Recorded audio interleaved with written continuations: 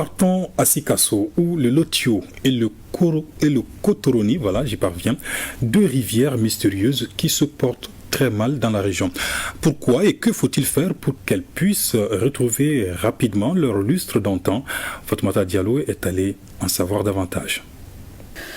Zone d'agriculture par excellence, la ville de Sikasso est arrosée par 5 cours d'eau dont les principaux sont le Kotoroni et le Lotio.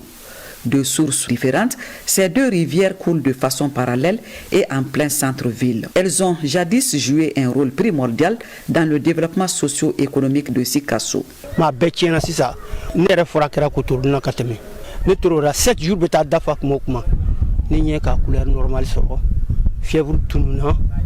Un héritage de nos jours en péril au regard de son état actuel qui se résume par l'ensablement du lit mineur, le rétrécissement des berges avec leur corollaire d'inondation des familles riveraines et de tarissement par endroits en période de décrue.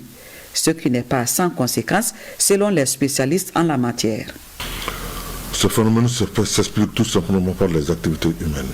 Toutes les échelles de mesure installées par la direction régionale de l'hydraulique sont envahies par du sable. Le Lotio est considéré comme étant une rivière qui peut recharger les nappes d'eau souterraines. Plus on va de comblement en comblement, ça veut dire déjà que l'infiltration pour recharger les eaux souterraines va diminuer. Le Lotio est considéré aujourd'hui comme étant un lieu où vraiment il faut faire des cultures de maraîchage. Donc ça veut dire déjà que dans les jours à venir, ça va s'arrêter.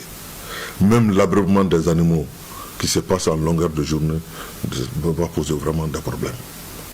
Quant aux acteurs de développement de la région de Sikasso, ils déclarent en tout cas ne ménager aucun effort pour la réhabilitation des deux cours d'eau. Chaque année, il y a une inondation.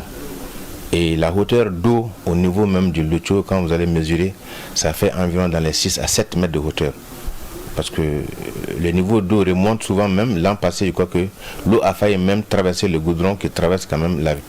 De faire un cri de cœur par rapport à ces deux cours d'eau, le Lotio et le Kotoroni, pour vraiment les aménager et réguler un peu leur cours pour que vraiment les eaux de pluie puissent être évacuées et faire moins de dégâts sur les populations et leurs biens pendant la saison de pluie. Nous avons pris l'engagement de faire les études de faisabilité pour la réhabilitation des deux cours d'eau.